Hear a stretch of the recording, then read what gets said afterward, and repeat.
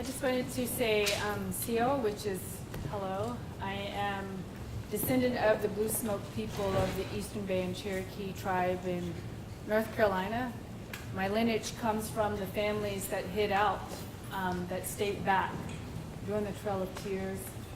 I was also raised in the Hollowassaponi community, which is in Hollister, North Carolina, and everyone goes, what is Hollister? It really is on the map. I grew up in a community where we had a flashing light, and I'm very proud and honored to say we have lots of dirt roads, and I'm very equipped to ride a horse bareback.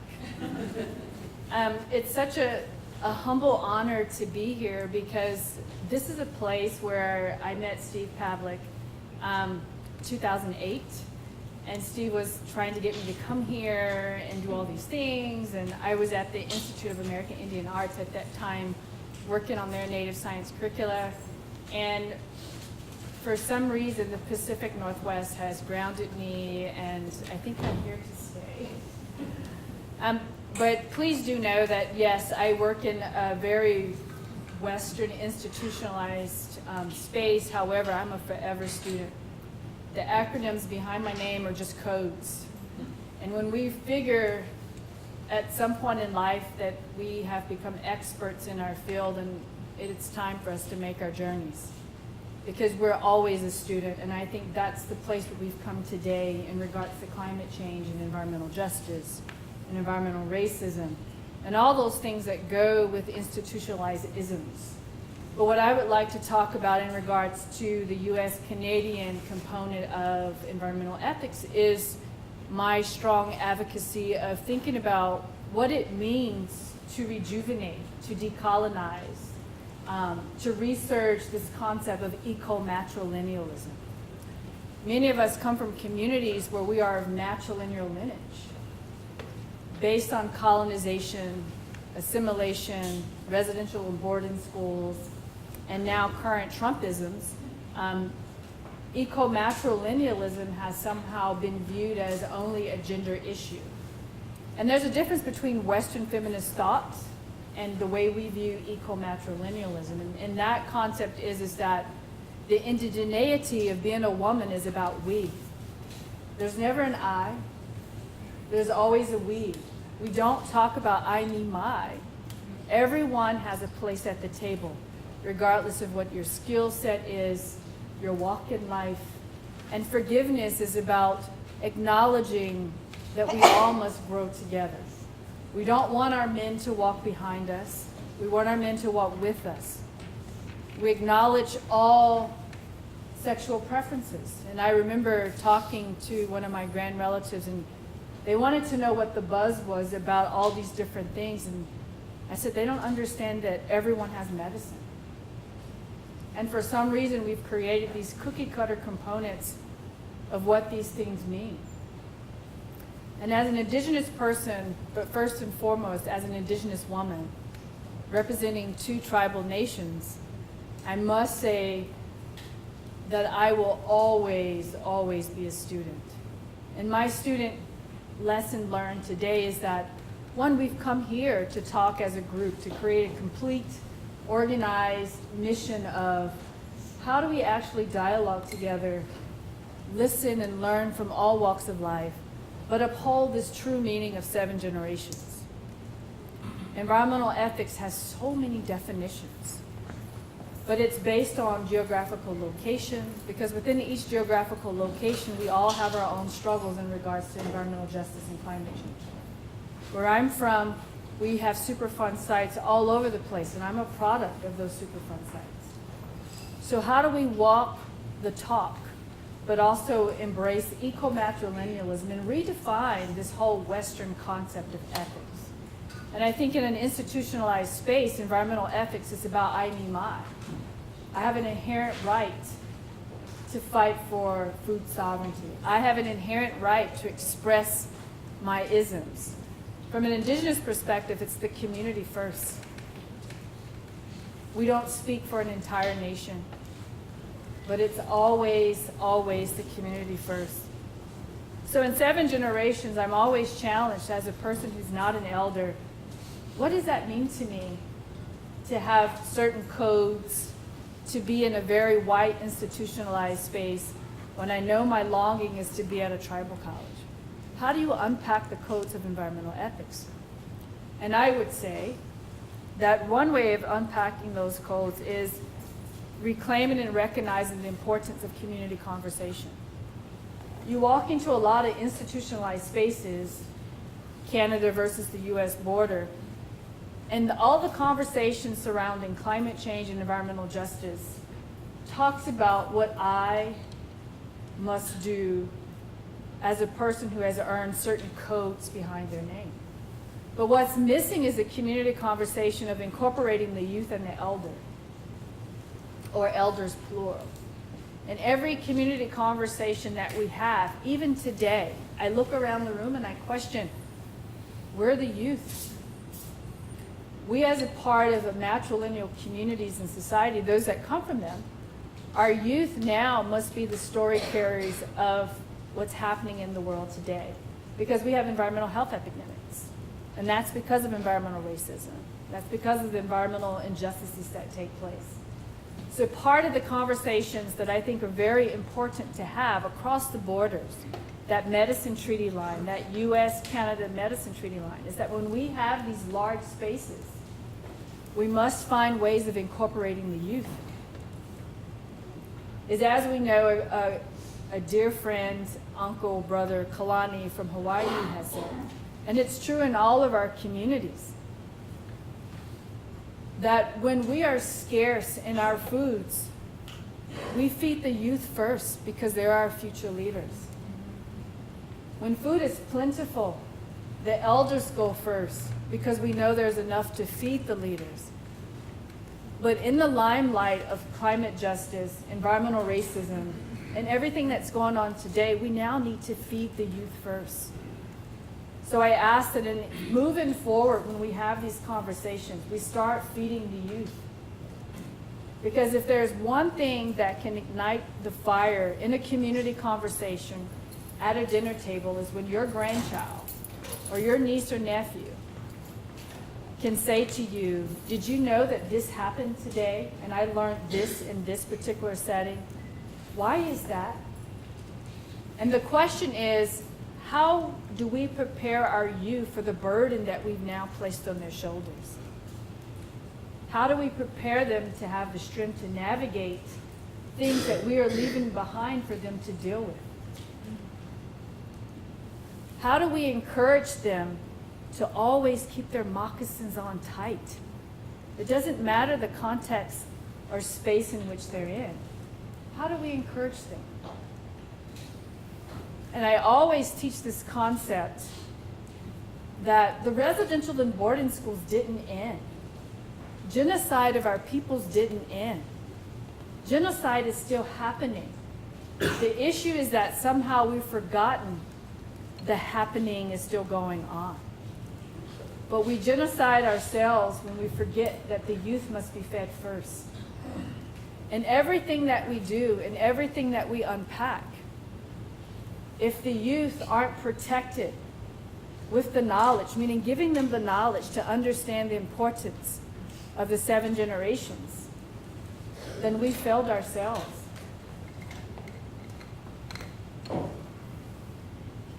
Another important concept to me for environmental ethics is that, yes, it is very true that you look along the coast, you go to my communities, you see deforestation, you see the epidemic of health disparities, you see the epidemic of curricula being taught in our classrooms that aren't relevant to our children whatsoever. You see the disparities of students being discouraged about going into certain fields because of the way they are and where they come from. But I think the most important component we also must consider is how language is connected to our culture and how our culture is connected to environmental justice. Because without our language and without our culture, we can't explain to the children that the reason why we must keep our secrets, ask our elders, meaning the trees and all the other relatives that we have to help us with our issues and our secrets, to hold them that when we're ready for them. If we don't have our language and ceremonies to tie these things to these particular thoughts about environmental ethics, How do we make a stance? How do we decolonize our own selves? And a lot of people say, well, hey, Michelle, that's a pretty heavy word to teach youth. I said, no, it's not. It's a word that should be taught to a child as it's being grown inside the woman's womb. They hear us. So what is decolonization in regards to environmental ethics? I would say that it's about acknowledging that there's a we. The indigeneity component is that when we break bread with people, when we come together in spaces like this is ceremony. It's a different type of ceremony, but we're feeding the spirits and the minds and the hearts. I was taught that when we speak, we're speaking from our ancestors. The words I'm saying today, it's not because I came up with them. It's that what Westerners say, déjà vu. There's a reason why that we're here with this young man and he spoke the strong words that he spoke. There's a reason why I can recall Hannah Smith in the audience, who is a student from White Earth, and Kendra, who's a student who I met at some point in time when I was running around on reservations doing projects many, many years ago. And they're in these very strong leadership positions today. That's environmental ethics. There is no one component. But when I travel across the medicine line and I talk to First Nations communities in Vancouver Island and the Okanagan and in Squamish, the Blood Creek community outside of Canmore, you have these conversations and they say, we can talk for hours about what the problem is. But what we need is solutions. And we only get one lifetime this go around to do that. And to create the solutions is to ask the youth to come to these meetings, to be at the table and say, well, what do you think? Because they're not quite jaded yet from the anger. The isms haven't quite corrupted them yet, right?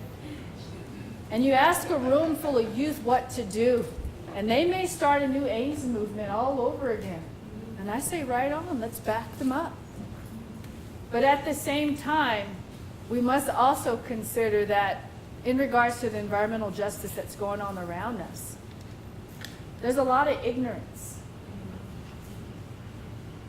And I would say ignorance equals to fear, and fear equals to anger, and anger leads to hate. And there are solutions to all of these different things. But other questions that I often ask myself is, it's pretty, and I know I cannot give the solutions to these, and so I have insomnia, and so I'm always up late.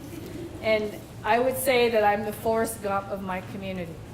I'm always running, I'm up late, and I'm asking these questions that I know I don't have the solutions to, but I always go out and I talk to the trees, because when I grow up, I want to be a tree. I'm convinced that that's what I'm going to be. So when we have these community conversations, I challenge you to ask yourself and to remember, when you're around the little ones, or the younger generations, you ask, what was heard?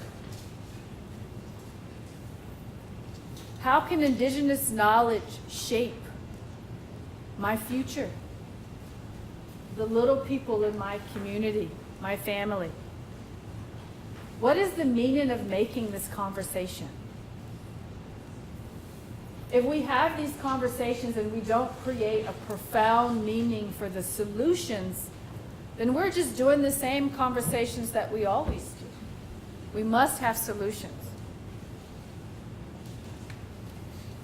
How do we because a lot of us do attend mainstream institutions, but how do we advocate for mainstream institutions to move beyond that Indigenous knowledge is just a major? For every institution in the United States, they're on traditional lands, whether they want to acknowledge it or not. For every celebration and ceremony that they have, they should acknowledge the traditional lands in which they're on. Not because they have a surrounding tribe around them. It's not their lands to take from the very beginning. We can't own them. How do we develop and sustain approaches to include youth in every conversation? How do we do that? Because traditionally, for my communities, youth were always part of the conversation. They may not have been at the table having the conversations, but they were there listening. And children absorb information like sponges. They watch. They learn by watching. And if our actions don't penetrate the truth, then we're leading them down the wrong path. How do we increase the communication between what we call Western knowledge and our traditional knowledge keepers? How do we increase that particular type of communication?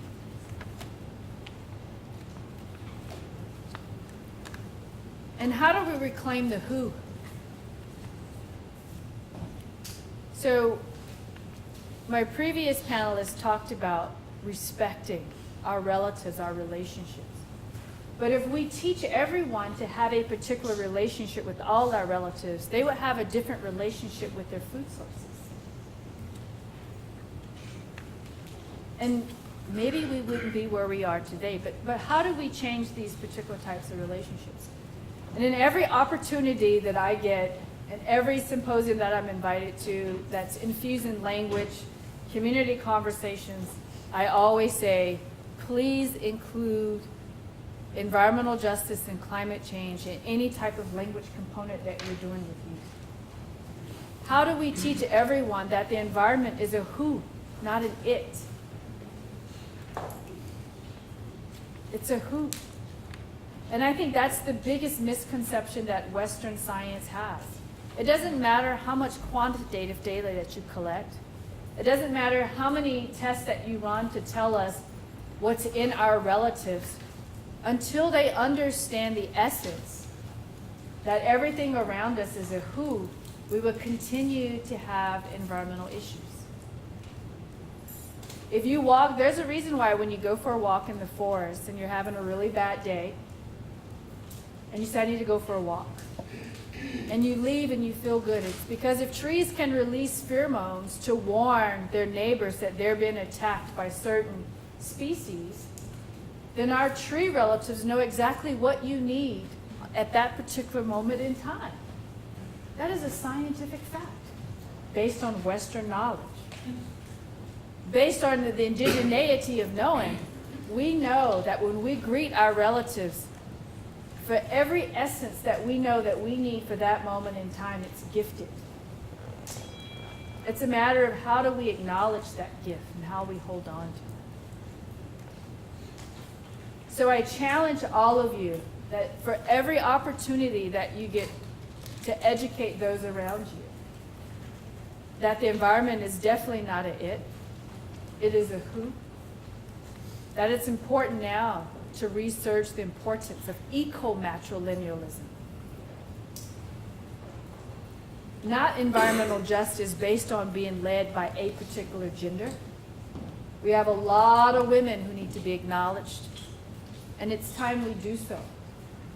Eco-matrilinealism. And what does that mean? And it's not about demeaning one gender over the other, but it's about time that we start embracing what eco-matrilinealism meant to us in our traditional stories as well.